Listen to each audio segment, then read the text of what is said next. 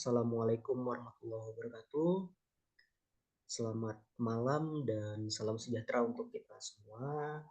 Pertama-tama saya ucapkan terima kasih kepada teman-teman semua, rekan-rekan semua yang sudah bergabung pada acara diskusi buku pada malam hari ini, yaitu dengan buku yang berjudul Sanga-Sanga Minyak Modernitas dan Kota Juang yang ditulis oleh Bapak Sainal AMPD. Beliau adalah dosen dari Universitas Mula Warman seperti itu. Mungkin izinkan saya memperkenalkan diri terlebih dahulu. Perkenalkan, nama saya Muhammad Ilham Syahputra.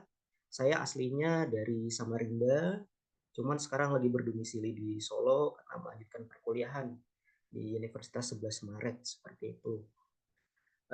Dan juga saya izin memperkenalkan juga mengenai pemateri pada hari ini, yaitu Bapak Sanal AMPD. Ini ada sedikit kurikulum vitae dari beliau, yaitu Sainal A lahir di Botei, Pinrang, Sulawesi Selatan 18 April 1990, lulusan dari Pendidikan Sejarah Fakultas Ilmu Sosial Universitas Negeri Makassar tahun 2013 dan menyelesaikan pendidikan pasca sarjana pada prodi IPS Sejarah Universitas Negeri Makassar tahun 2016. Mulai tahun 2018 hingga saat ini bertugas sebagai tenaga pengajar atau dosen pada program studi pendidikan sejarah jurusan pendidikan IPS FKIP Universitas Mula Warman, Samarinda, Kalimantan Timur. Penulis atau Pak Sainal juga aktif sebagai anggota P3SI atau Perkumpulan Prodi Pendidikan Sejarah Indonesia dan MSI atau Masyarakat Sejarawan Indonesia Cabang Kalimantan Timur. Karya yang pernah dihasilkan oleh beliau yaitu buku berjudul Perjuangan Rakyat Sanga-Sanga Mempertahankan Kemerdekaan Indonesia dan jurnal peranan Andi Sele dalam pergolakan bersenjata di Sulawesi Selatan 1950 sampai 1964. Mungkin saya juga akan memberikan prolog sedikit mengenai Sanga-Sanga seperti itu ya. Jadi Sanga-Sanga merupakan salah satu kecamatan yang ada di Kabupaten Kutai Kartanegara, Kalimantan Timur. Sanga-Sanga ini juga terkenal sebagai daerah pemasok minyak atau daerah penghasil minyak yang sudah ada dari zaman kolonial Belanda hingga masa pendudukan Jepang hingga hari ini yang dikelola oleh Pertamina. Menarik ketika kita membicarakan mengenai Sanga-Sanga seperti itu. Dan bagaimana Sanga-Sanga ini dan bagaimana kelanjutannya mungkin kita akan diskusikan yang akan dipaparkan langsung oleh Bapak Sainal AMPD. Mungkin kepada Pak Sainal, waktu dan tempatnya saya persilahkan. Saya izin share Bapak untuk PowerPoint-nya.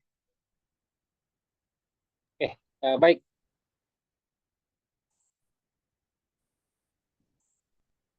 Halo. Halo, iya Bapak. Iya, bagus saja suara saya. Bagus Pak, sangat jelas Bapak. Oke, baik. Assalamualaikum warahmatullahi wabarakatuh. Waalaikumsalam warahmatullahi wabarakatuh. Selamat malam. Mohon izin dan yang pertama sebetulnya saya sangat berterima kasih diundang ya dan diberi kesempatan untuk sama-sama berdiskusi mengenai buku yang sebetulnya ini kalau tidak salah ingat saya terbit di tahun 2021 ya. Mungkin tadi sudah sedikit disampaikan mengenai profil diri saya ya. Kebetulan saya di Samarinda baru tahun 2018 ya. Jadi kurang lebih 6 tahun yang lalu. Pertama sebelum saya menyampaikan paparan materi mengenai Sanga-Sanga Minyak Modernitas dan Kota Juang, saya akan ceritakan sedikit kenapa kemudian tulisan ini ada ya. Jadi yang pertama 2018 saya di Samarinda ya. Berdomisili di Samarinda, mengajar di Unmul di prodi Pendidikan Sejarah. Kala itu memang ada beberapa sebetulnya kegelisahan yang membuat saya mencoba untuk mengunjungi beberapa daerah yang saya anggap potensi untuk memiliki sejarah yang unik ya, terutama beberapa wilayah yang masih tergolong dekat dari kota Samarinda. Jadi Sanga-Sanga ini kurang lebih 45 menit ya dari kota Samarinda. Nah, yang berikutnya adalah buku ini sebetulnya awalnya memang judulnya itu mengenai bagaimana rakyat Sanga-Sanga memperjuangkan kemerdekaan di Indonesia ya. Nah, waktu itu 2019 saya sempat usulkan untuk bantuan penulisan yang ketika itu masih ada Direktorat Sejarah di Direktorat Jenderal Kebudayaan. Kemudian belakangan buku ini saya diskusikan dengan Kepala BPK, BPCB waktu itu masih, ya, Bapak Muslimin Air Effendi, yang kebetulan waktu itu menjabat sebagai Ketua Masyarakat Sejarawan Indonesia Kalimantan Timur, dan saya kebetulan menjadi sekretarisnya beliau. Nah, dari situ banyak diskusi dan ternyata masih banyak sekali kekurangan-kekurangan dari buku yang saya terbitkan sebelumnya, yang diterbitkan terbatas, ya, karena untuk kepentingan Direktorat Sejarah waktu itu, akhirnya saya kembali melakukan penelitian. Jadi saya bolak-balik di Sanga-Sanga ini kurang lebih 2 tahun lamanya, termasuk ketika itu ketemu dengan beberapa komunitas juga, termasuk ada komunitas pemerhati sejarah Sanga-Sanga namanya Kompas Kompas Sanga-Sanga, dan tentu beberapa kali memang kunjungan ke sana itu tujuannya adalah bukan untuk penelitian saja, tapi memang awalnya karena bareng dengan mahasiswa termasuk HMPS itu ada kunjungan ke sana, bagaimana misalnya kemudian untuk apa namanya ini sekedar studi tour, ya, atau kunjungan lapangan dan seterusnya. Nah, dari situ kemudian belakangan ternyata memang ada banyak sekali potensi potensi sejarah di Kalimantan Timur sendiri, sampai Kaltara, yang belum tersentuh sama sekali, terutama memang karena eh, saya menganggap bahwa memang ada kesadaran sejarah yang belum terlalu berkembang, misalnya seperti di pulau lain, misalnya di Pulau Jawa, kemudian Sulawesi dan sebagainya. Kalau Kalimantan sendiri ini kan uh, di Kalimantan Selatan, kemudian Kalimantan Barat dan Kalimantan Tengah itu saya pikir sudah geliat penulisan sejarah itu sudah cukup lama. Nah, khusus Kalimantan Timur, ya, apakah ini mungkin efek dari tidak adanya program studi ilmu sejarah ataupun pendidikan sejarah, karena prodi pendidikan sejarah di Unmul sendiri itu baru ada di tahun 2011, itu pun masih nebeng dengan PKN, nanti 2017 baru secara resmi ada program studi pendidikan sejarah. Nah, mungkin efek daripada itu, maka penulisan sejarah memang masih sangat minim, ya, di Kalimantan Timur. Ketika kita berkunjung ke perpustakaan daerah, perpustakaan Kota Samarinda, Balikpapan, dan lain sebagainya, memang masih sangat terbatas, ya, tulisan-tulisan yang berkaitan dengan sanga-sanga. Namun, saya tidak mengatakan tidak ada, ya. Ada salah satu penulis yang cukup populer, yakni Patrick Manantasi, ya. Itu cukup banyak juga menulis tentang Kalimantan Timur, ya, terutama misalnya ada buku yang ditulis mengenai rebut Balikpapan, ya, kaitannya dengan minyak juga. Nah, saya masuk ke itu mungkin pengantar sedikit dari saya, ya. Pada intinya malam ini saya sangat senang diundang, ya. Akan tetapi sebelum kita mulai bahwa memang ada perbedaan waktu, ya, karena saya berada di posisi Indonesia Tengah sekarang ini sudah jam 9 malam, ya, makanya mungkin agak berbeda.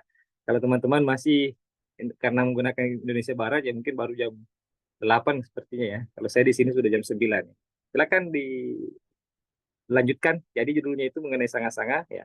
Nah, ini sedikit pengantar mengenai diskusi bahwa isi buku itu sebetulnya ada beberapa di dalamnya, termasuk bagaimana awal mula pertambangan minyak di Sanga-Sanga abad ke-19, ya. Kemudian bagaimana pemerintahan Hindia Belanda di Sanga-Sanga, kemudian bagaimana kondisi Sanga-Sanga di sekitar kemerdekaan, pendudukan Jepang, perjuangan rakyat Sanga-Sanga mempertahankan kemerdekaan, dan termasuk merebut kemerdekaan Indonesia di Kalimantan Timur.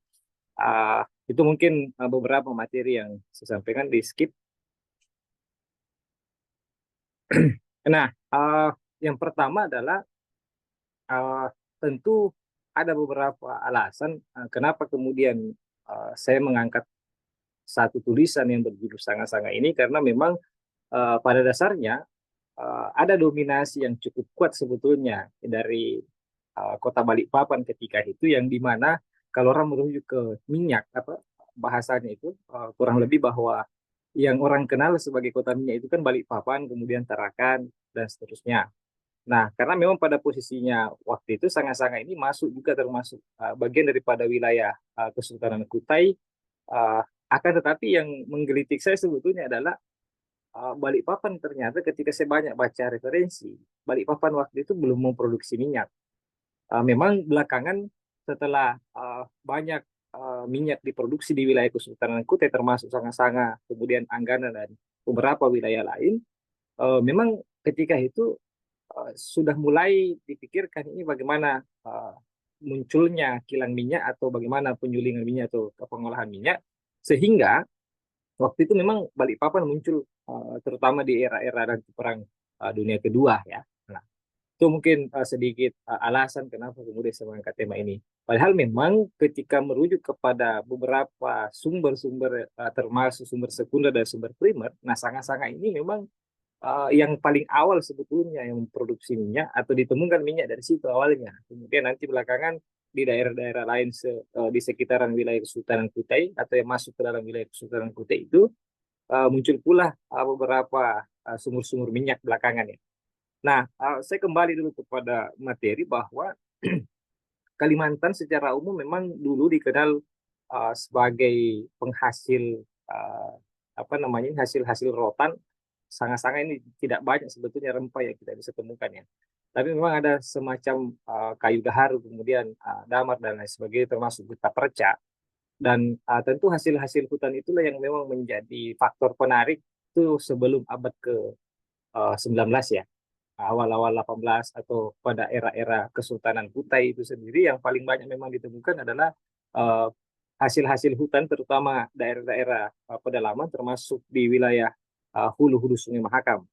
Karena di salah satu sungai terbesar di Kalimantan Timur adalah Sungai Mahakam, itu banyak sekali dulu dihasilkan hutan-hutan, apa namanya hasil hutan yang dibawa dari pedalaman kemudian itu di apa namanya diperdagangkan melalui pelabuhan Samarinda dan dibawa keluar. Nah, itu di era-era sebelum abad 19 ya.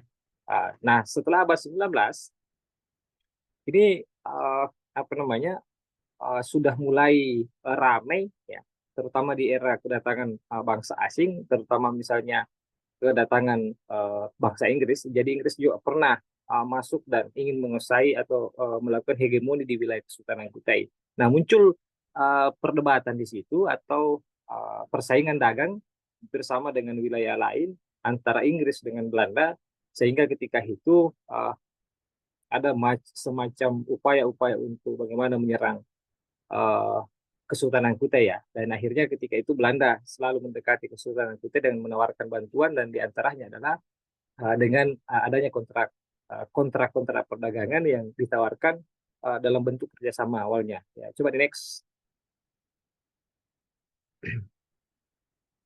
Nah, kemudian berikutnya Belanda. Ya, ini saya pikir uh, saya masuk kepada bahwa ini yang seringkali misalnya dilupakan di era abad 18 akhir itu kan sudah tidak ada lagi POC, jadi itu sudah masuk fase apa yang dikenal dengan pemerintahan kolonial Belanda. Nah, di sini uh, sudah mulai ada upaya-upaya mencari apa namanya mencari sumber daya alam lain di luar daripada hasil hutan, nah, sehingga bangsa Belanda ketika itu coba melihat bahwa ada potensi yang lain yang dimiliki oleh wilayah Kesultanan Kutai ya. Jadi pertama yang dilakukan ini terutama di era-era pertengahan abad ke 19, terutama ada beberapa perjanjian ketika itu termasuk ketika Banjarmasin itu dapat dikuasai dengan berbagai upaya yang dilakukan oleh kolonial Belanda, sehingga uh, begitu pula dengan Kesultanan Kutai yang sudah mulai mengalami kemerosotan. Akhirnya pada pertengahan abad ke-19 terutama di 17 April 1844 wilayah ibu kota Kesultanan Kutai yakni Tenggarong itu dapat dikuasai oleh tentara Belanda.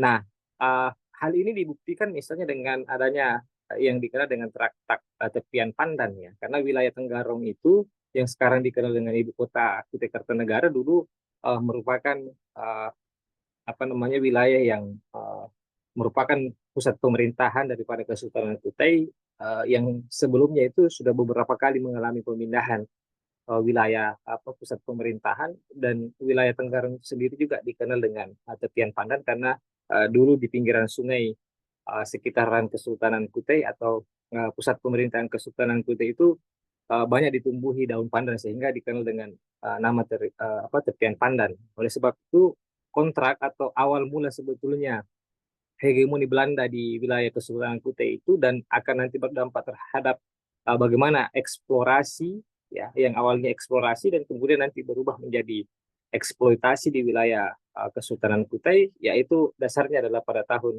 1844, tepatnya pada 17 April 1844. Oke, coba di next.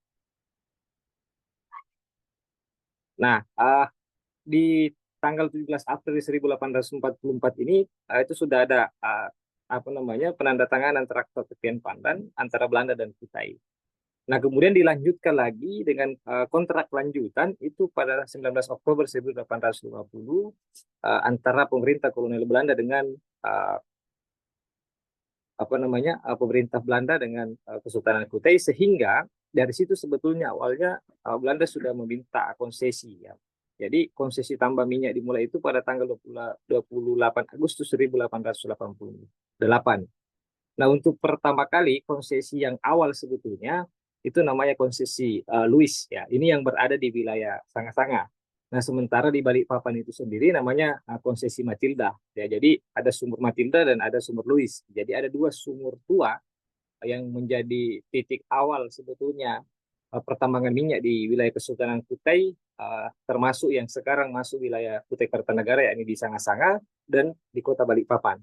Nah, yang pertama itu adalah konsesi Louis sebetulnya yang lebih dahulu, di mana konsesi Louis ini pemerintah Belanda, Hindia Belanda ketika itu diberi kesempatan oleh Kesultanan Kutai untuk melakukan eksplorasi, yakni konsesi ini disepakati itu di antara tahun 1891 hingga 1897.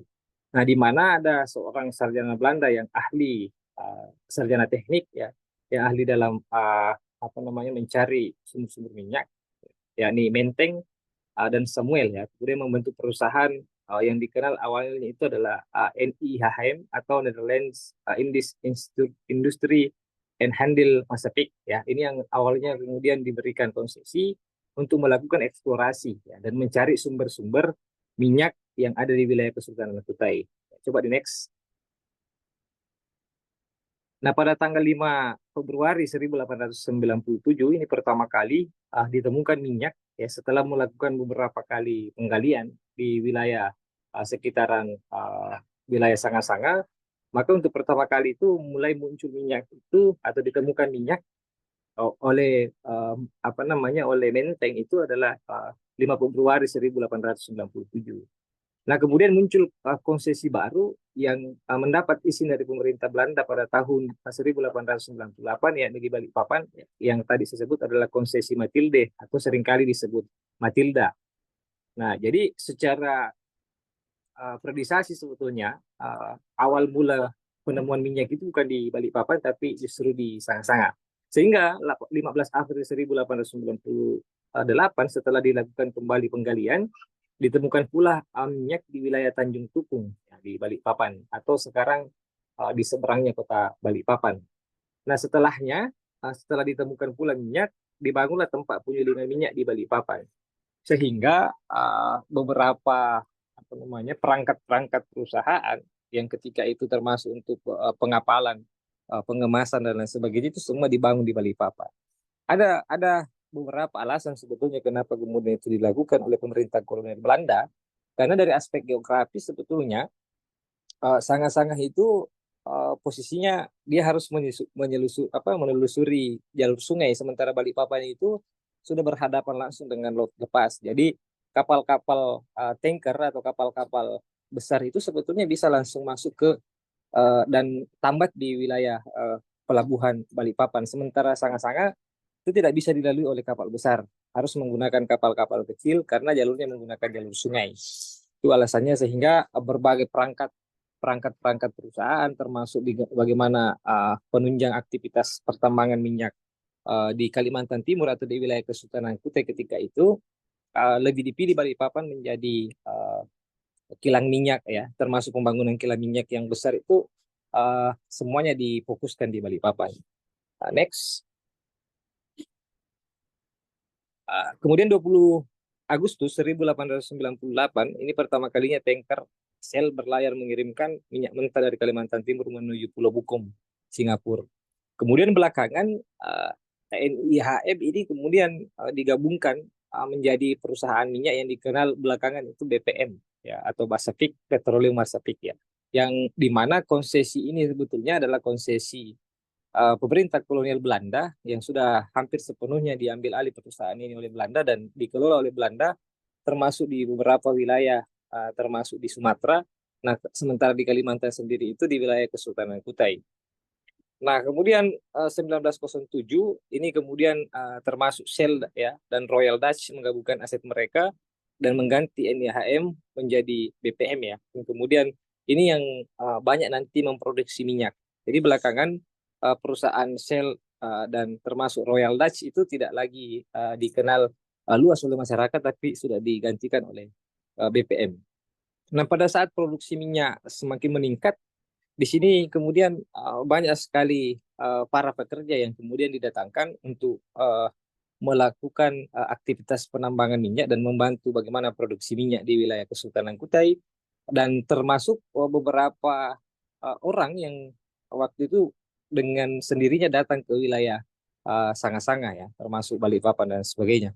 Dan pasca mulai rame dan berkembangnya wilayah Sanga-Sanga sebagai penghasil minyak, maka di situ dibangunlah berbagai macam fasilitas dan ketika itu gambarannya bahwa ada sudah banyak sekali apa namanya konsep-konsep perkotaan yang ada di sana termasuk bagaimana misalnya fasilitas-fasilitas publik ya diantaranya misalnya sekolah kemudian ada fasilitas ibadah ya kemudian ada eh, gedung-gedung hiburan atau sarana hiburan termasuk misalnya yang terakhir itu masih ada hingga sekarang adalah gedung Sandisa atau Sandiwara Sanga-Sanga. Nah, itu masih bertahan hingga sekarang dan tentu itu memberikan dampak yang cukup besar terhadap bagaimana wilayah lain yang ada di sekitar Sanga-Sanga. Dan tentu gambaran yang lain yang kenapa kemudian saya menyebut bahwa uh, di situ ada modernitas, kemudian ada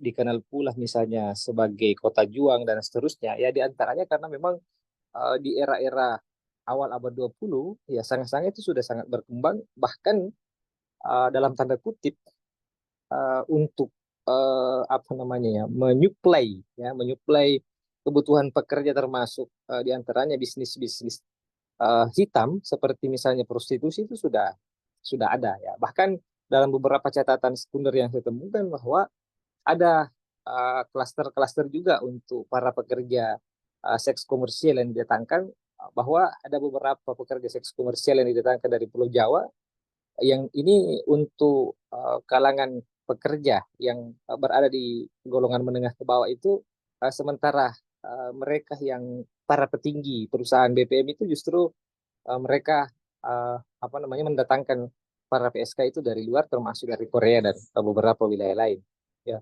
sehingga praktik-praktik ya apa yang terjadi kemudian di wilayah pertambangan saya pikir kita bisa melihat gambarannya dalam konteks sekarang bahwa ada beberapa bisnis-bisnis dalam tanda kutip bisnis-bisnis gelap yang kemudian muncul di wilayah-wilayah industri ataupun pertambangan.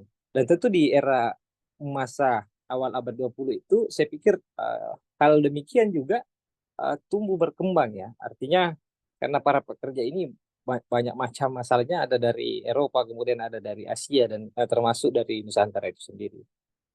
Coba di next.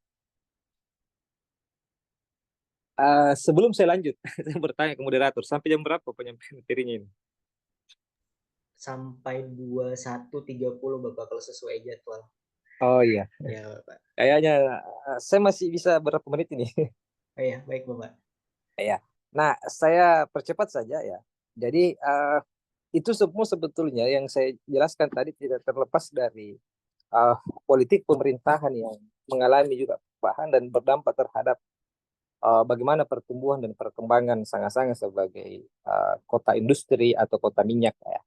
Jadi ini yang awalnya tadi saya sampaikan bahwa uh, beberapa kali termasuk Sanga-Sanga itu sudah tumbuh sebetulnya meskipun tumbuh dan berkembang ya meskipun ketika itu belum seramai nanti ketika mulai ada pertambangan minyak di wilayah Sanga-Sanga.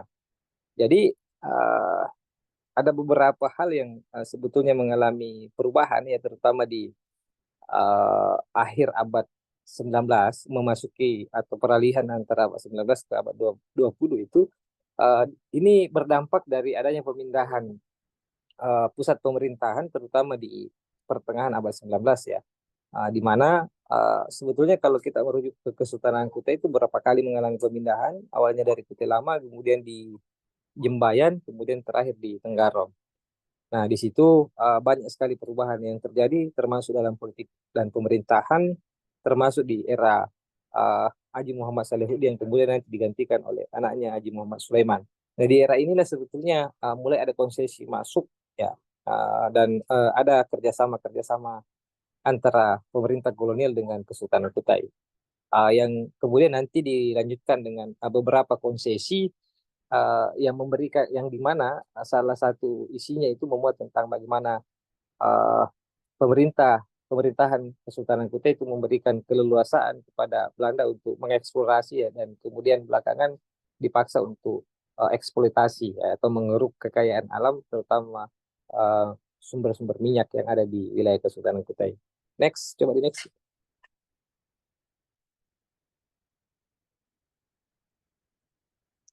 Nah, uh, sebetulnya pada dasarnya uh, salah satu alasannya kenapa kemudian gencar pemerintah kolonial ketika itu untuk apa namanya mencari sumber daya alam yang lain ya, karena memang pada era-era itu saya pikir ada beberapa dalam sejarah nasional sendiri kita bisa melihat Belanda ketika itu perekonomiannya atau pemerintah Hindia Belanda kondisi ekonominya ketika itu tidak stabil ya. Salah satunya karena adanya beberapa perlawanan-perlawanan, bahkan kekalahan-kekalahan terhadap perang, diantaranya adalah perang di Ponegoro. Nah, kemudian yang lain adalah terjadi revolusi industri yang tentu berdampak terhadap aktivitas tambang di Hindia Belanda, termasuk secara sederhana bahwa di era itu memang kebutuhan minyak dunia itu semakin meningkat ya. Sehingga hal yang lain yang mesti dilakukan Belanda adalah karena mereka sudah menancapkan hegemoninya di Indonesia atau di Nusantara, maka potensi-potensi itu yang kemudian dimanfaatkan. Nah, di mana kelanjutannya sebetulnya adalah pada 1 November 1846, Gubernur Belanda ini memerintahkan Van der Waal menentukan garis kebijakan politik Hindia Belanda di Tanah Borneo. Akhir abad 19, kemudian Gubernur Belanda di Kalimantan membentuk residen dan kontroler. Ya, di antaranya beberapa residen di Samarinda itu membawahi Kesultanan Kutai dan Pasir, kemudian di Tarakan sendiri itu membawahi wilayah Kesultanan Bulungan dan Berau ya, yang terdiri dari Gunung Tabur dan Sambaliung. Sehingga ketika itu saya pikir bahwa atas kuasa itu banyak sekali hal-hal yang dilakukan oleh pemerintah kolonial, termasuk di Sanga-Sanga, dan termasuk misalnya aktivitas pengerukan minyak yang saya pikir cukup besar pengaruhnya terhadap bagaimana peningkatan ekonomi Belanda, dan tentu bagaimana perubahan landscape itu sendiri, dan tentu bagaimana uh, semakin bertambahnya atau semakin ramainya wilayah Sanga-Sanga di era itu. Coba di next. Nah, bagaimana ternyata setelah pasca berakhirnya pemerintahan kolonial, saya pikir kondisi Sanga-Sanga ketika itu juga mengalami perubahan, seperti misalnya adanya perubahan-perubahan politik dan pemerintahan secara umum di Indonesia, bahwa setelah Belanda kalah perang, terutama di Perang Dunia Kedua, maka uh, ketika itu Jepang, ya, Jepang ini masuk melalui Tarakan, kemudian uh, membombardir ya, menghabisi Tarakan, kemudian masuk ke wilayah Balikpapan dan melanjutkan perjalanannya itu ke wilayah uh, Sanga-Sanga, dan karena Sanga-Sanga posisinya ini dia berada di antara kota Balikpapan dan kota Samarinda. Jadi pusat-pusat pemerintahan atau uh, yang ketika itu bertumbuh dan berkembang itu yang kemudian ingin dikuasai.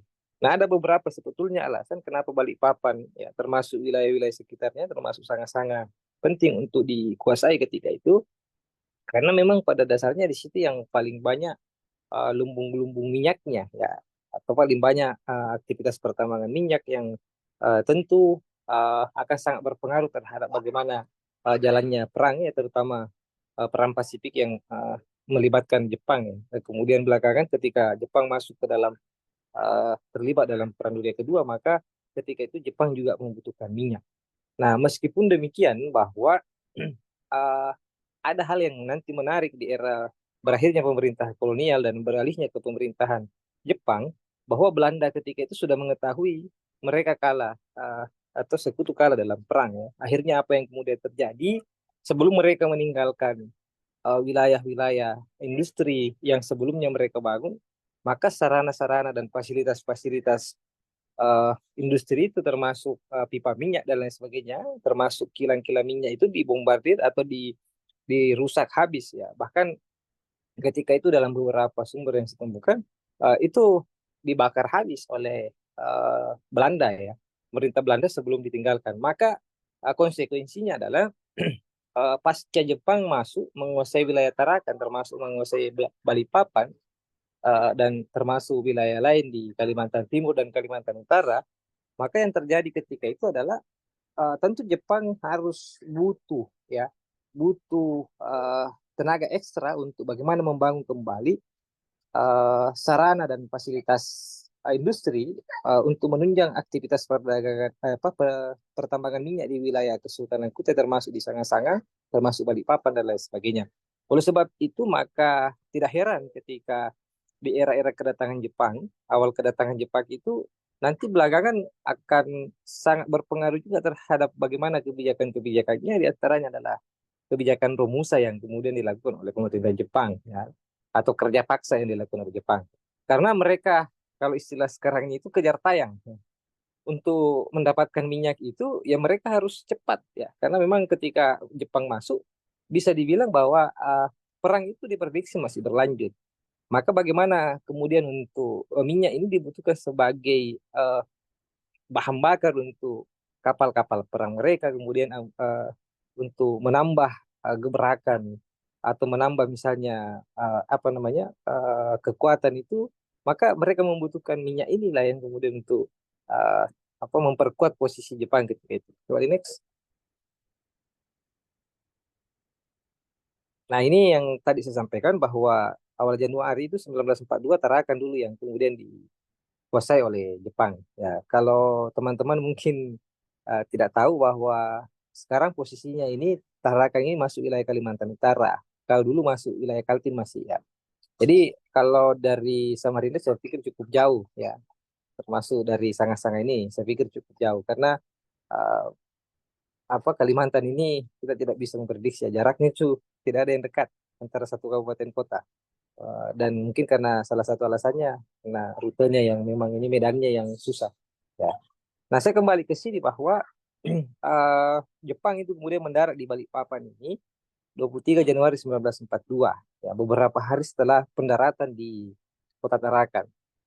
Kemudian Balikpapan itu sudah mulai dikuasai oleh Jepang 23 Januari 1942. Kemudian mereka melanjutkan perjalanan beberapa hari setelahnya yakni 3 Februari 1942 ya. Kota Samarinda dapat dikuasai oleh tentara Jepang yang di mana sebelum saya bilang tadi bahwa antara Balikpapan dengan Samarinda itu ketika itu harus melewati wilayah Sanga-Sanga. Maka sebelum 3 Februari itu Sanga-Sanga dulu yang pertama dikuasai oleh Jepang.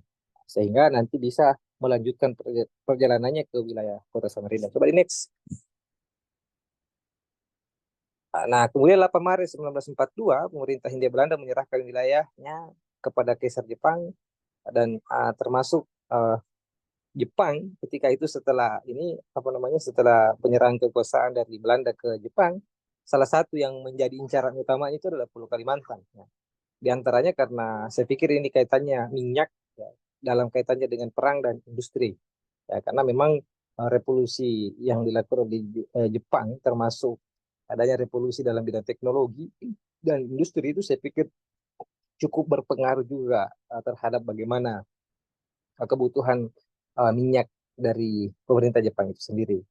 Nah, selain itu menguasai pangkalan udara di Balikpapan, di Manggar dan Sepinggan, termasuk bandar udara di Kalbar, ini digunakan sebetulnya sebagai basis ya, bukan sebagai basis, semacam tempat transit ya, atau pusat mengontrol kekuatan militer, di mana ketika itu dianggap bahwa Balikpapan termasuk Pontianak itu adalah tempat yang paling baik, atau Pulau Kalimantan lah istilahnya ini, untuk bagaimana mengontrol atau mengintai basis kekuatan militer Belanda yang lain itu yang belum dikuasai oleh Jepang. Dan saya tidak tahu apakah ini juga alasannya kenapa kemudian IKN pindah ya, ke Kalimantan Timur. Ya, karena mungkin memang posisinya Balikpapan itu mungkin berada di tengah, dan memang potensi untuk bagaimana memantau yang lain ya, karena mungkin berada di tengah ya, termasuk ke Indonesia Timur dekat, kemudian ke Indonesia Barat juga cukup dekat, karena itu mungkin alasannya ya, termasuk ketika apa namanya kita menggunakan sarana uh, pesawat ataupun menggunakan kapal laut itu saya pikir tidak terlalu jauh rutenya, termasuk ke timur dan ke barat. Nah, oleh sebab itu bandar udara ini yang kemudian digunakan uh, apa namanya Jepang ya, yang ada di Balikpapan atau di Manggar dan Sepinggan. Kalau Sepinggan ini masih digunakan nama ini hingga sekarang, Manggar yang justru tidak ada lagi bandar udaranya. Kalau Sepinggan masih digunakan hingga sekarang, dan masih dikenal oleh masyarakat juga. Nah, coba di next. Nah, ini yang tadi saya sampaikan bahwa ada pengerahan Romusa, yang dimana ini untuk memperbaiki instalasi minyak akibat perang, kemudian ada Keigung Heiho, terutama untuk memperkuat basis pertahanan Jepang. Nah, dan ini saya pikir dalam era-era ini juga ada beberapa penduduk pribumi yang dimasukkan ke dalam Keigung Heiho, yang meskipun belakangan ini yang menjadi apa namanya berpotensi untuk melawan pemerintah kolonial Belanda nantinya juga, yang tergabung dalam beberapa kesatuan. Coba di next. Kemudian berakhirnya kekuasaan Jepang, ini saya pikir pasca jatuhnya dua kota besar Hiroshima dan Nagasaki ini juga berdampak terhadap bagaimana basis militer Jepang di Kalimantan ya.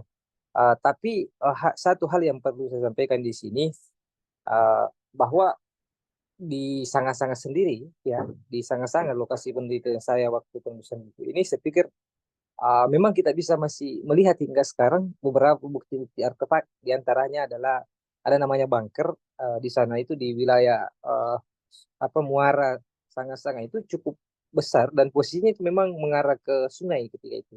Jadi bukti-bukti bahwa memang bagaimana Jepang ketika itu membuat basis militer termasuk di kilang-kilang minyak atau ke sumur-sumur minyak yang mereka telah rebut dalam tanda kutip dari Belanda, itu masih bisa ditemukan hingga sekarang ya. Jadi saya beberapa kali ke sana dengan BPCB waktu itu, masih ada memang beberapa sumber-sumber apa namanya atau peninggalan-peninggalan dalam bentuk benda artefak itu ya, diantaranya adalah bunker-bunker itu yang mengarah ke sungai semua ya. Ada beberapa termasuk di Balikpapan, termasuk di wilayah Tanggana atau Putih Lama.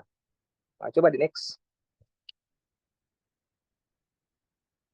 Nah, kemudian yang lain bahwa di sini uh, bisa dibilang bahwa bagaimana Sanga-Sanga ini pada masa kemerdekaan, Sanga-Sanga sebetulnya salah satu daerah yang belakangan baru mendapat berita tentang kemerdekaan ya.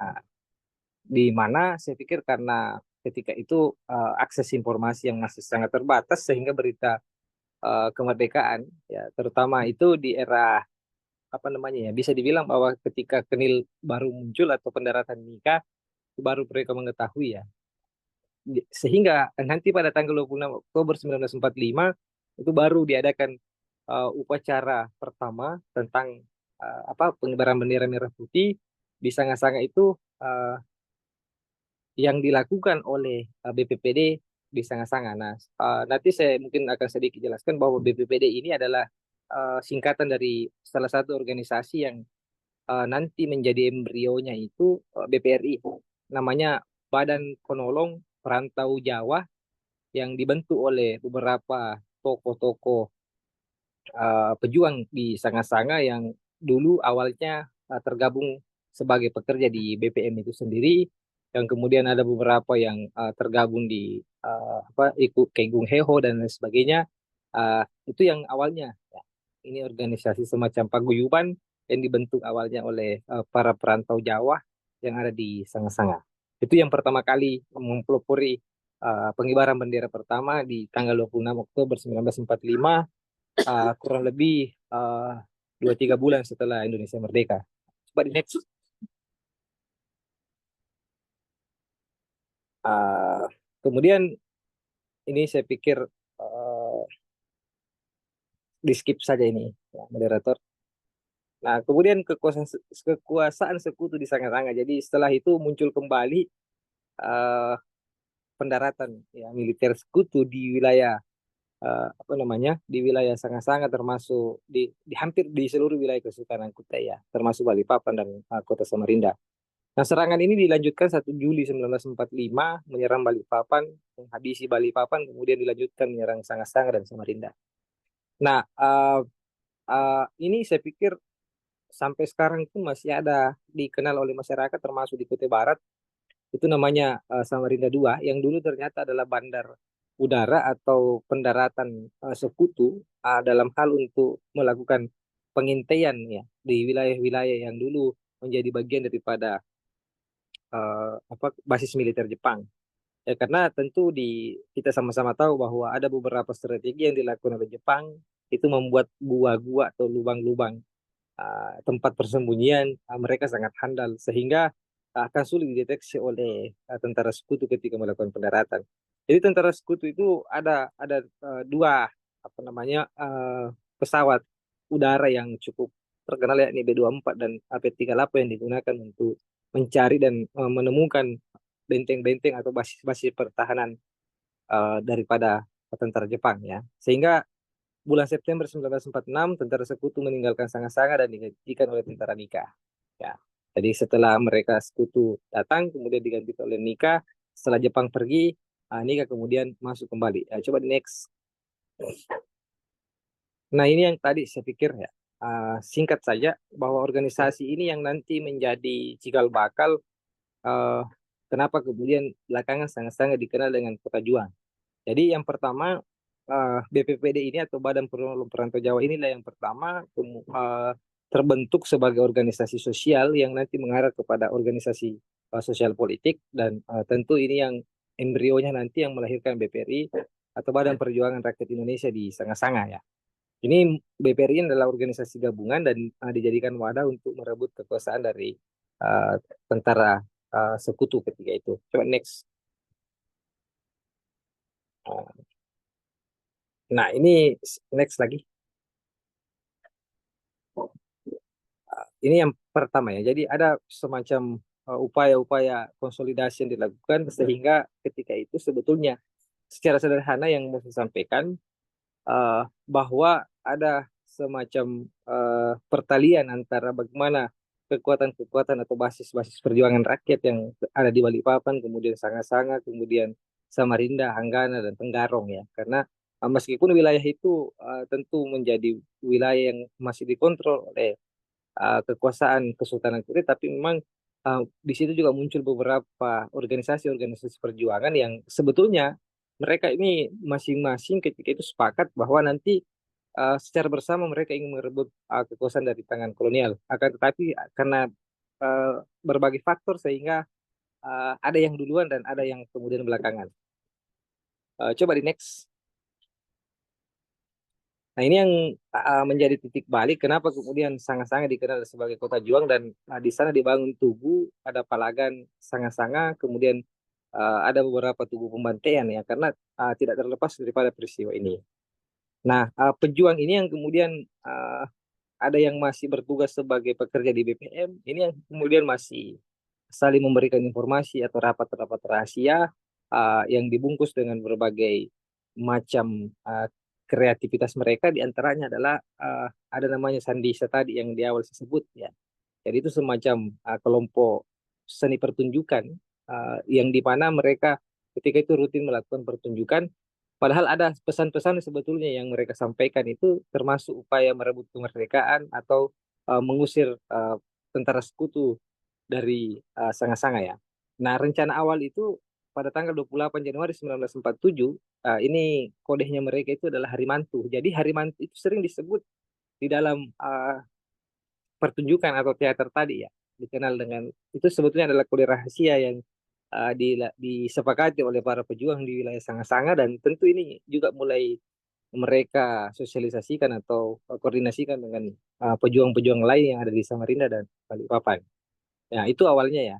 Nah, akan tetapi ternyata mereka ini kan awalnya upaya-upaya mereka lakukan itu adalah dengan cara melakukan teror dan beberapa petinggi polisi atau tentara Belanda ketika itu diculik ya, sehingga 26 Januari 1947 di wilayah markas BPRI ditemukan polisi Belanda ya.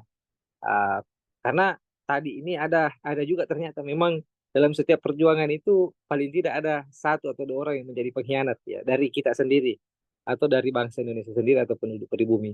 Sehingga ketika itu 26 Januari 1947 wilayah rumah atau markas yang awalnya kalau berdasarkan keterangan uh, para pelaku sejarah dan saksi sejarah di Sanga-Sanga itu ada surat yang mereka sepakati bersama dan katanya konon katanya ya ada cap darah di situ di dalamnya dan itu ditemukan di dalam sebuah bambu. Kertas itu ada di dalam sebuah bambu dan diselipkan di markas BPRI dan itu kemudian ditemukan oleh Belanda.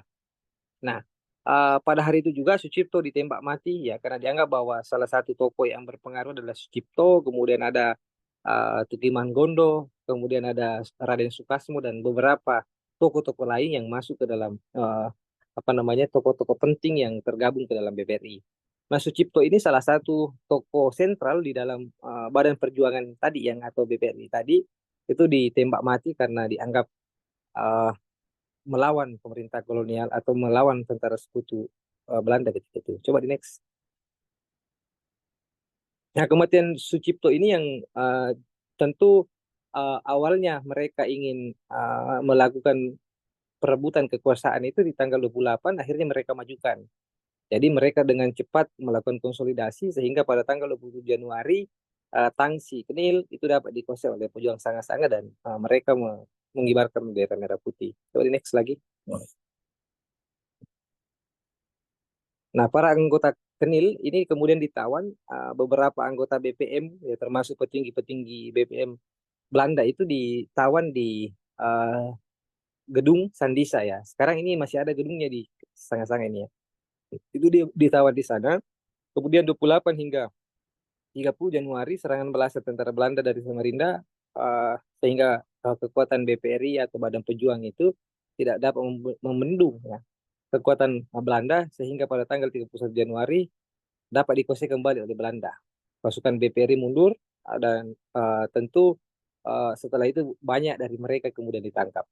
Jadi kesimpulan yang saya temukan sebetulnya bahwa 27 Januari itu bukanlah menjadi titik akhir ya, tapi itu menjadi poin penting bahwa mereka ini berjuang untuk merebut kemerdekaan meskipun belakangan ya banyak yang kemudian ditangkap, kemudian diadili oleh Belanda ya. Jadi pada prinsipnya itu bukanlah keberhasilan yang dalam tanda kutip dapat merubah segalanya. Tapi dengan adanya itu, ternyata peristiwa 27 Januari, mereka mengatakan bahwa Indonesia harusnya merdeka sepenuhnya. Meskipun banyak yang ditangkap, kemudian banyak yang kemudian melarikan diri untuk menghindari banyak korban jiwa ya. Jadi kurang lebih efektif bahwa sangat-sangat itu dikuasai mulai dari tanggal 27 Januari dan 31 Januari itu dapat kembali dikuasai oleh Belanda. Jadi itu poin penting sebetulnya yang ingin saya sampaikan. Uh, Mungkin coba next Ilham. Ya, terima kasih.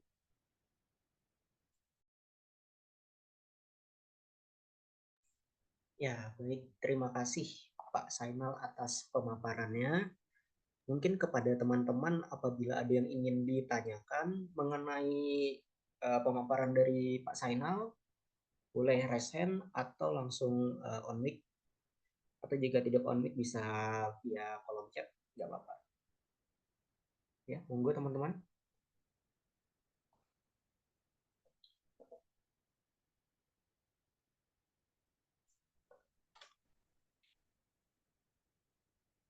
Baik, bagaimana teman-teman? Apa ada yang ingin ditanyakan?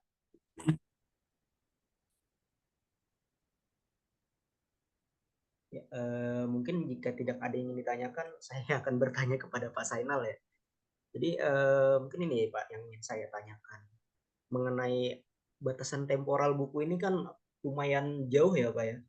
Mungkin ada tips atau tips dari Bapak begitu, bagaimana cara mencari sumber primernya Pak gitu terkait buku ini karena batasan temporalnya cukup Ya, panjang saya lihat. Mungkin itu Pak. jadi yang pertama begini. sebetulnya saya mengharapkan ya teman-teman yang aktif dalam diskusi temu sejarah ini itu mengkritisi itu buku sebetulnya. Saya kepengen sekali ada yang mengkritisi, bukan bertanya yang normatif ya.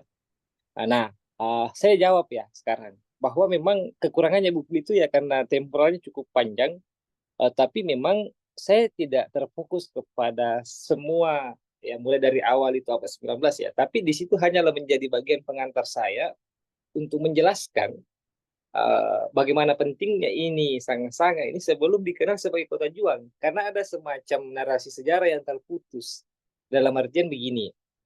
Ah, jadi ketika itu memang waktu saya melakukan penelitian mereka termasuk komunitas pemerhati Sanga-Sanga sendiri itu hanya fokus di 27 Januari 1947.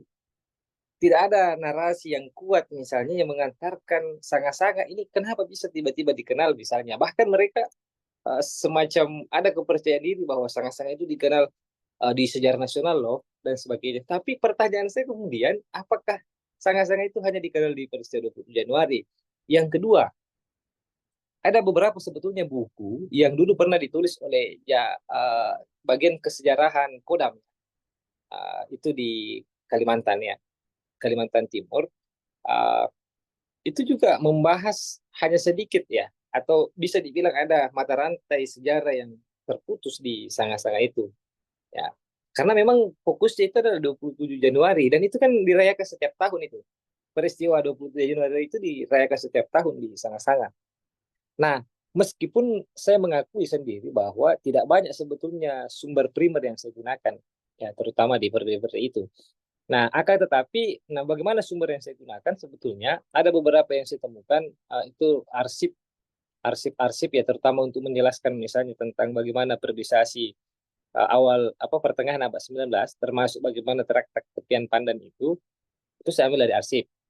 Nah, kemudian masuk ke era awal abad 20 ya saya masih menggunakan sumber-sumber arsip atau sumber sekunder. Nah, sementara di era-era 1947 atau peristiwa 27 Januari 1947 itu kan masih banyak waktu itu veteran-veteran pejuang bahkan pelakunya yang masih bisa diwawancara termasuk saksi ya saksi sejarah ketika itu diantaranya adalah anak daripada Tulukman Gondo ya termasuk Aji Paiman itu masih sempat ikut terlibat atau berjuang di dalam peristiwa 20 Januari itu. Jadi sumber-sumber itu saya kombinasi ya antara sumber primer, sekunder dan termasuk wawancara, termasuk arsip dan lain sebagainya. Nah, meskipun sebetulnya saya sendiri mengakui bahwa buku itu sebetulnya dengan periodisasi yang cukup panjang itu cukup tipis juga ya. Dengan periodisasi yang sangat panjang itu masih sangat tipis sekali. Nah, karena memang itu buku bisa dibilang ya sangat apa namanya tipis kalau bicara tentang periodisasi atau batasan temporal yang cukup panjang. Nah, karena memang saya hanya jadikan misalnya beberapa bagian itu terutama di bagian-bagian awal itu sebagai bagian pengantar sehingga narasi sejarahnya tidak terputus ya. Termasuk bagaimana misalnya minyak ya karena yang mereka peristiwa 27 Januari 1947 yaitu karena minyak sebetulnya. Nah, sementara kita tidak tahu mengetahui ini bagaimana sih sebetulnya awalnya itu minyak di sana-sana tadi ya seperti yang selama ini juga sering muncul dalam diskusi-diskusi komunitas sejarah di Kalimantan Timur. Ada klaim di antara kedua belah pihak ini ya, termasuk di Balikpapan kan ada komunitas Balikpapan Tempo dulu, kemudian di Sanga-Sanga ada komunitas pemerhati Sanga-Sanga Kompas. Nah, mereka ini masing-masing punya argumentasi yang cukup kuat ya, dengan termasuk beberapa tinggalan artefaktual. Karena di Balikpapan juga ada beberapa memang ditemukan sisa-sisa aktivitas perusahaan atau pertambangan minyak ya diantaranya adalah kantor-kantor dan sebagainya ya. Mungkin itu moderator. Baik, Bapak. Ini ada dua pertanyaan, Pak. Mungkin saya bacakan pertanyaan pertama, kalau mau beli bukunya di mana ya, Pak? Apakah ada di marketplace tertentu? Itu, Pak. Dan untuk pertanyaan kedua, ini ada di kolom chat dari Kak Tiwi, terkait kondisi Sanga-Sanga dan industri minyaknya pasca kemerdekaan Indonesia bagaimana ya, Pak? Apakah kota ini tetap mempertahankan peran pentingnya atau mengalami penurunan signifikan? Mungkin itu, Oke, Bapak. baik. Oke, baik. Yang pertama, ini buku sebetulnya tidak diperjualbelikan. Nah, jadi ini buku dibiayai ketika itu oleh Balai Pelestarian Cagar Budaya Kalimantan Timur, sekarang berubah jadi Balai Pelestarian Kebudayaan Wilayah 14 Kalimantan Timur, Kalimantan Utara. Jadi kalau ada teman-teman yang kepengen, coba cari di Instagramnya BPK Wilayah 14. Coba di DM, siapa tahu bisa dikirimkan bukunya. Karena dulu diproduksi massal kurang lebih 500 eksemplar kalau tidak salah waktu itu ya. Yang kedua, siapa tahu Mas Ilham punya, itu bisa tadi Mas Ilham ya, moderator. Ya, Karena baik memang Bapak. buku tidak diperjualbelikan, ya, teman-teman ya. Uh, atau mungkin nanti bisa supaya kalau teman-teman ada yang tertarik atau berminat, mungkin moderator punya salinannya bisa di scan saja di bentuk PDF, kemudian dikirim ke teman-teman yang membutuhkan. Ini itu Baik ya. Bapak. Nah, yang ke berikutnya, pertanyaan dari Mbak Tiwi ini, apakah pasca kemerdekaan, bagaimana peran penting daripada minyak ini ya? Nah, pertama bahwa memang pasca kemerdekaan itu kan perusahaan-perusahaan asing itu kan nanti belakangan dinasionalisasi, ya termasuk diambil alih oleh Pertamina. Tapi ini tentu mengalami apa namanya perubahan, bentar ya, nggak kelihatan wajah saya. Iya Pak, Oh iya, bentar ya. Oh, tapi kedengaran aja suaranya. kedengaran Pak, kedengaran jelas Pak. Apa-apa, tadi kan sudah kelihatan juga. Iya Oke, saya Bapak. jawab dulu ya. Jadi itu intinya bahwa memang pasca kemerdekaan itu kan mengikuti apa namanya ya perkembangan dan perubahan industri minyak di Indonesia. Termasuk diantaranya adalah nasionalisasi minyak, ya perusahaan minyak. Yang kemudian sebetulnya kalau saya melihat bahwa kalau tidak salah nanti era 1970-an itu baru Pertamina mengambil alih aset-aset ya, yang sebelumnya itu pernah beberapa kali ada perusahaan asing termasuk Total kalau tidak salah ya. Total itu pernah masuk ke wilayah Kalimantan Timur dan termasuk wilayah-wilayah yang dulu pernah dikuasai oleh BPM ya, perusahaan minyak milik Belanda. Nah, yang berikutnya bahwa apakah minyak tadi atau peran penting pertambangan minyak itu di wilayah yang tadi saya sampaikan itu masih bertahan pasca kemerdekaan sampai hari ini pun masih bertahan sebetulnya. Itu masih ada aktivitas pertambangan minyak di wilayah itu dan termasuk di daerah yang awalnya disebut Sumur Luis satu di Sagasaga itu agak masuk sedikit ke dalam beberapa meter ke dalam itu masih ada aktivitas minyak. Bahkan ketika kita berkunjung ke sana, kita masih bisa melihat uh, api itu ya keluar dari cerobong asap atau gas buangannya itu masih kelihatan ya ketika kita di kota apa di pusat ibu kota kecamatan sangat-sangat tadi itu masih bisa kelihatan. Makanya sampai sekarang pun masih bertahan. Nah cuma saya waktu itu melakukan penelitian sempat saya ketemu dengan uh, perusahaan apa namanya pekerja dari Pertamina Hulu Mahakam karena memang ternyata ada beberapa perbedaan antara perusahaan yang baru muncul yang dikelola oleh Pertamina itu terbagi lagi ke dalam beberapa divisi. Nah, khusus untuk bekas atau apa namanya yang dulu merupakan sumur minyak peninggalan Belanda itu kalau tidak salah ingat saya itu dikelola sama PHM atau Pertamina Hulu Mahakam. Jadi itu pernah ada penelitian ulang atau Pertamina sendiri itu bekerja sama dengan Pertamina Hulu Mahakam, ya itu kan berbeda ya dalam beberapa divisinya melakukan pencarian-pencarian yang dulu merupakan atau disinyalir merupakan peninggalan atau sumur-sumur tua peninggalan Belanda itu masih dikelola hingga sekarang. Nah, termasuk di wilayah Kutai Lama, saya pernah ke sana, saya masih bisa menemukan ada di wilayah pantai sana itu atau di pinggir sungai maksud saya ada masih pipa ya, bekas sumur minyak.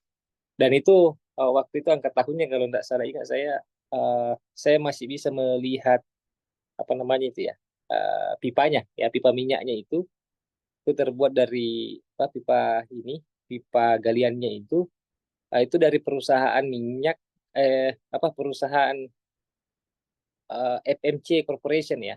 Ya, itu dari Texas, Amerika. Dan ternyata FMC ini setelah saya coba cek itu 1883 sudah beroperasi. Artinya apa?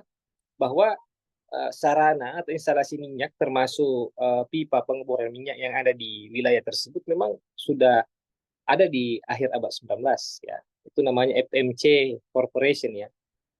itu kodenya, bahkan kode-kodenya itu masih ada ya, karena itu masih bisa kita lihat ya, termasuk beberapa apa namanya itu ya, dinding-dinding pipa pembatas dengan sungai itu masih kelihatan. Jadi memang masih ada beberapa, dan saya pikir sekarang semakin berkembang ya, termasuk wilayah Balikpapan, dan seberangnya Balikpapan itu ya masih sangat apa namanya ya, kelihatan bahwa industri minyak itu semakin berkembang justru. Bahkan beberapa wilayah-wilayah lain itu eh, masih terus dilakukan upaya-upaya untuk pencarian daerah-daerah baru untuk apa namanya, memproduksi minyak.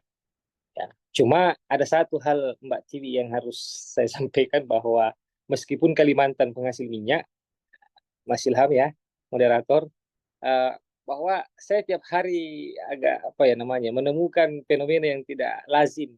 Ya. Bahwa di Kalimantan itu tiap hari orang ngantri bensin di Pertamina itu atau di pom bensin itu. Bahkan ada yang bermalam ya. Supir-supir truk itu antri solar itu bisa mulai jam 2 subuh itu sampai pagi itu menunggu pom bensin buka.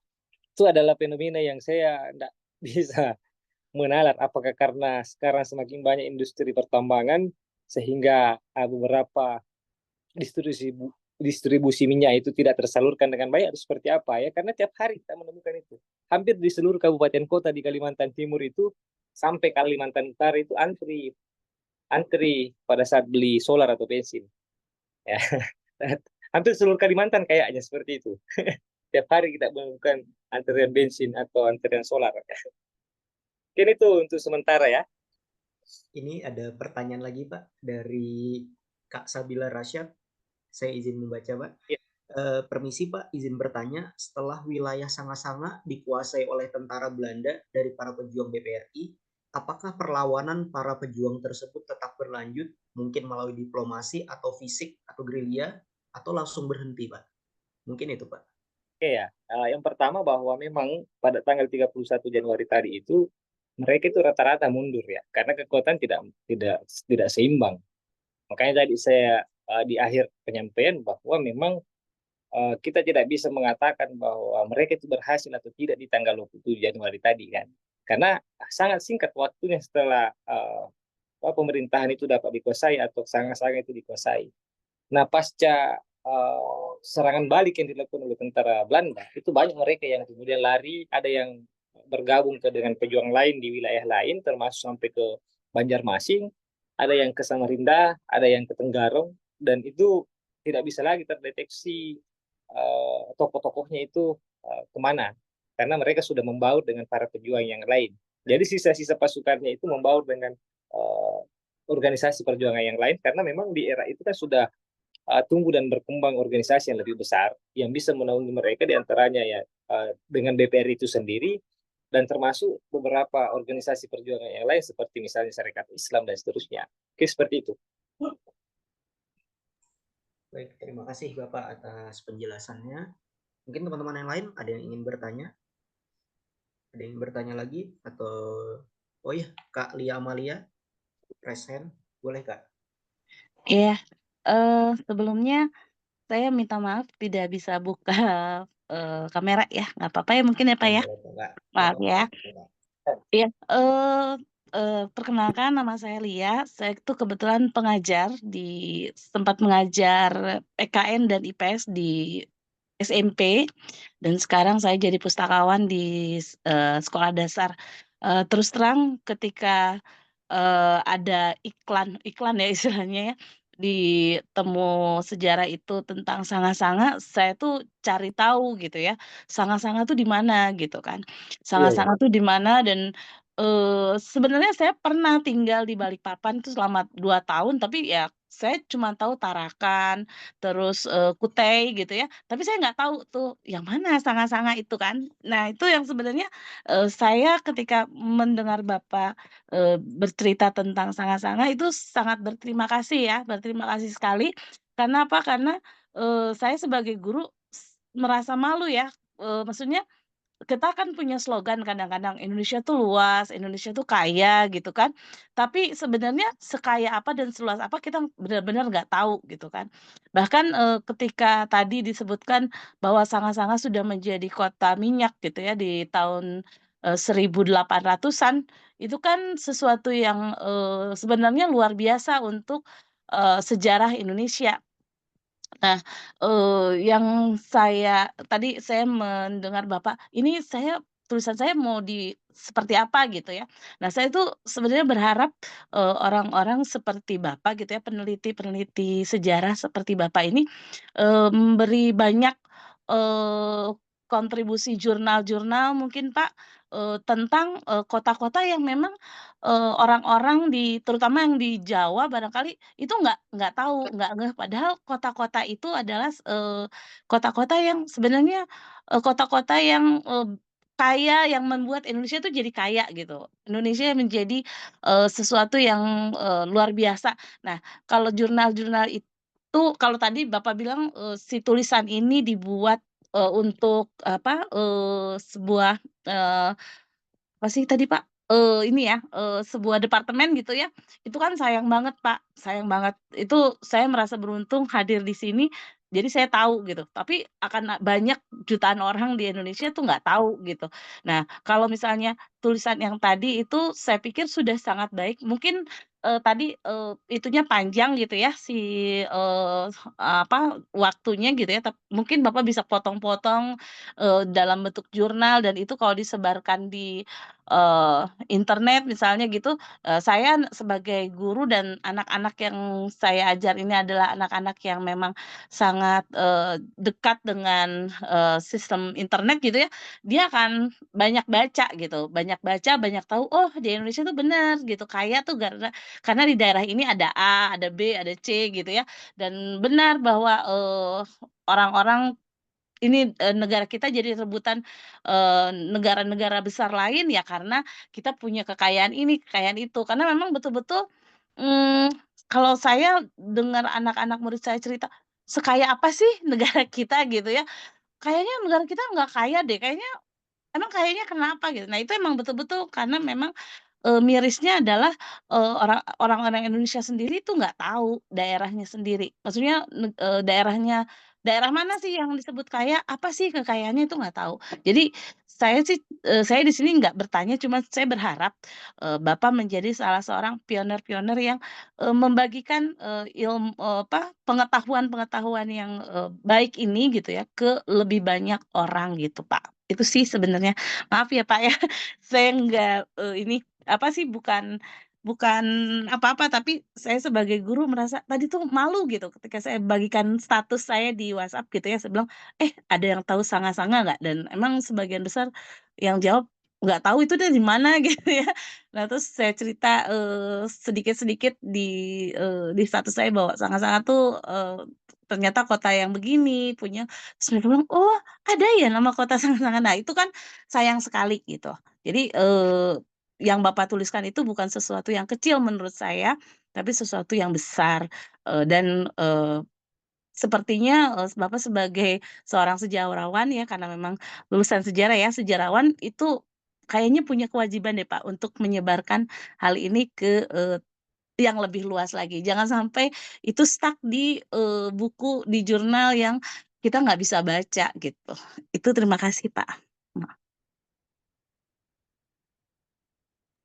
Ya, bagaimana moderator? Langsung kah? Gimana? Ya, langsung Bapak, tanggapannya, Pak.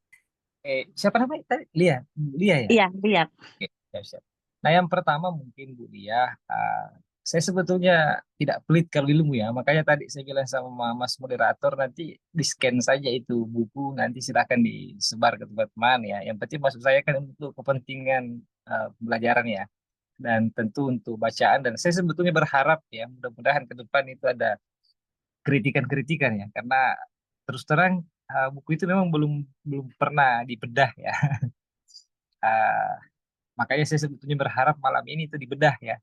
Ah, Dibedah isinya yang mana kira-kira yang menjadi kekurangan-kekurangannya sehingga ke depan ada banyak karya-karya yang lahir ya. Nah, saya tanggapi tadi menyangkut Ibu Dia tadi bahwa agak merasa malu, saya pikir tidak usah minder ya, karena memang kadang kala ya pertemuan-pertemuan seperti ini yang justru menginspirasi kita untuk berbuat lebih ya. Nah, tapi perlu ada sesuatu hal yang perlu saya share malam ini bahwa tidak salah ketika orang pernah tinggal di Balikpapan itu tidak mengetahui Sanga-Sanga. Karena saya terus terang kerjaan saya mulai 2018 hingga sekarang itu mengelilingi Kalimantan Timur dan Utara. Itu ternyata waktu 6 tahun kurang lebih itu ternyata waktu yang tidak cukup untuk bagaimana paling tidak mengenal dulu landscape sejarah atau wilayah sendiri ya dari aspek geografis. Karena Kalimantan ini ada perbedaan sebetulnya dari struktur geografisnya ya, termasuk jalanannya itu antar satu kabupaten itu bisa membutuhkan waktu tempuh itu sampai 4 dan bahkan 5 jam ya untuk berpindah dari satu kabupaten ke kabupaten yang lain. Termasuk wilayah Sanga-Sanga itu kan saya pikir adalah wilayah yang cukup kecil sebetulnya, tidak terlalu luas juga ya. Tapi dari kota Samarinda itu ditempuh itu hampir 1 jam, 45 menit. Dan Samarinda ini kan dikelilingi sama wilayah Kesultanan Kutai, Kartanegara ya. Dan sekarang masuk wilayah Kabupaten Kutai Kartanegara. Saya butuh waktu 6 tahun dan saya masih merasa tidak mengerti apa-apa dari aspek geografis dan termasuk aspek sejarah. Saya merasa masih sedikit yang saya ketahui ya karena saking luasnya. Untuk Kalimantan Timur sendiri itu ada 3 kesultanan besar atau kerajaan besar, yakni Pasir, kemudian ada Kesultanan Kutai, kemudian ada Kesultanan uh, Berau yang kemudian pecah menjadi Sambaliu dan Gunung Tabu. Itu cukup luas semua wilayahnya. Kalau di Kalimantan Utara sana ada Kesultanan Bulungan ya, yang cukup besar pengaruhnya. Dan itu saya pikir bahwa ada banyak sekali memang yang perlu kita share ya. Tapi karena waktu, saya pikir Bu Liah ini mengajar, saya juga di sela-sela aktivitas mengajar itu saya syukur-syukur bisa menulis Bu Liah. Artinya dengan hadirnya karya dengan berbagai macam kesibukan ya termasuk moderator hari ini alumni saya ini. Mas Ilham ini dulu mahasiswa saya ya dan saya sebetulnya memotivasi untuk moderator ini juga nanti membuat karya tulis ya atau paling tidak buku atau jurnal yang terutama karena saya kewalahan sebetulnya di Kalimantan Timur ini Bu Lia. Makanya sebetulnya saya pikir bahwa guru-guru juga itu termasuk guru-guru sejarah jangan minder untuk juga membuat karya ya. Paling tidak maksud saya itu saya selalu mengajak terutama di MGMP sejarah di Kaltim. Kemudian di sini kan cukup besar asosiasi buku sejarah atau aksi AGSI ya. Baru-baru ini Presiden AGSI itu hadir di Samarinda, Asosiasi Guru Sejarah Indonesia ya. Saya pikir itu semua saya selalu mendorong uh, kita kolaborasi misalnya ya. Satu guru itu misalnya 10 halaman atau satu topik itu kan saya pikir kalau digabungkan sudah bisa menjadi karya yang wow.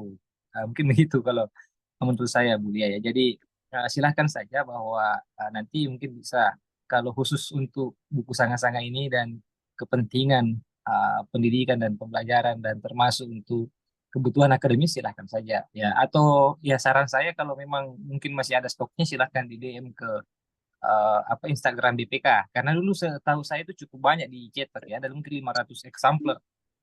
Kalau di saya sisa 3 kalau tidak salah buku jadi kalau teman-teman butuh silakan hubungi uh, atau DM di Instagram siapa tahu masih ada buku cetaknya. Uh, itu mungkin dan saya juga berterima kasih ya sama Bu Lia sarannya ya masuk misalnya bagaimana tim publikasi karena sejauh ini memang belum banyak yang saya publikasikan karena uh, dari tahun 2021 hingga sekarang ini sudah lumayan banyak sih sebetulnya yang saya tulis tapi rata-rata buku ya termasuk Maratua ya yang sekarang dikenal sebagai Maldives di Indonesia itu saya sudah pernah menulis sejarah Maratua itu sudah saya tulis meskipun mungkin ya kalau di sana kan ada sedikit perbedaan corak dengan Kalimantan secara umum karena di sana mayoritas masyarakatnya itu orang Bajau ya, dari Filipina dari Filipina Selatan kemudian tahun lalu itu tentang sejarah dan kebudayaan masyarakat di Bulungan ya, termasuk bagaimana tradisinya, termasuk ininya. Kemudian tahun ini, uh, kalau Ibu pernah dengar Busang Korea, nah ini di Busan Kutai, ya. ya di Kalimantan Timur atau di Kabupaten Kutai Timur itu namanya Busang ya. Kalau di Korea kan Busan, tidak pakai G, tapi ini Busang ya. Itu orang Dayak Kenya. Jadi itu saya menulis buku 6 desa di wilayah Kecamatan Busang itu ya. Insya Allah terbit tahun ini ya. Sementara Ya, tes pengusulan ISBN itu sejarah dan kebudayaan masyarakat di Desa Busang dan tentu termasuk beberapa apa namanya sejarah migrasi mereka dan termasuk kebudayaan-kebudayaan mereka. Jadi pikir banyak sekali Bu Lia di Kalimantan ini yang makanya saya terus terang bagaimana memanajemen waktu itu sehingga bisa paling tidak ada karya-karya yang bisa lahir di sela-sela misalnya aktivitas mengajar ya. Mungkin gitu tanggapan saya. Terima kasih. Wah, keren ya Pak ya. Iya, iya Pak. Terima kasih Pak atas tanggapannya. Kakak moderator masih adakah teman-teman? Ya, baik.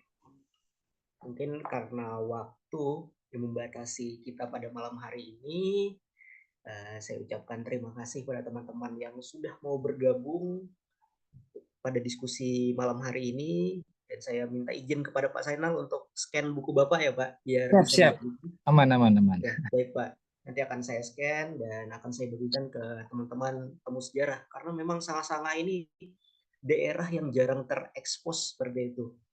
Mungkin dengan adanya scan buku ini bisa menambah pengetahuan teman-teman semua yang ada di temu sejarah bahwa ada daerah penghasil minyak dan juga adanya perjuangan melawan kolonial Belanda pada waktu itu. Mungkin ini dari saya. Bagaimana Kak Tiwi? Saya kembalikan ke Kak Tiwi. Oke, siap Kak Ilham. Terima kasih banyak. Mungkin setelah ini kita foto bersama dulu. Nanti Kak Ilham boleh bantu screenshot. Oke, siap. Siap. Baik, mungkin teman-teman bisa on cam. Kita Sorry ya Kak Tiwi, nggak pakai backgroundnya karena tadi nggak bisa. Nggak apa-apa, siap Kak. Aman Kak. baik. Ya, teman-teman yang lain, Mas Andri. Wah, sobat saya ini.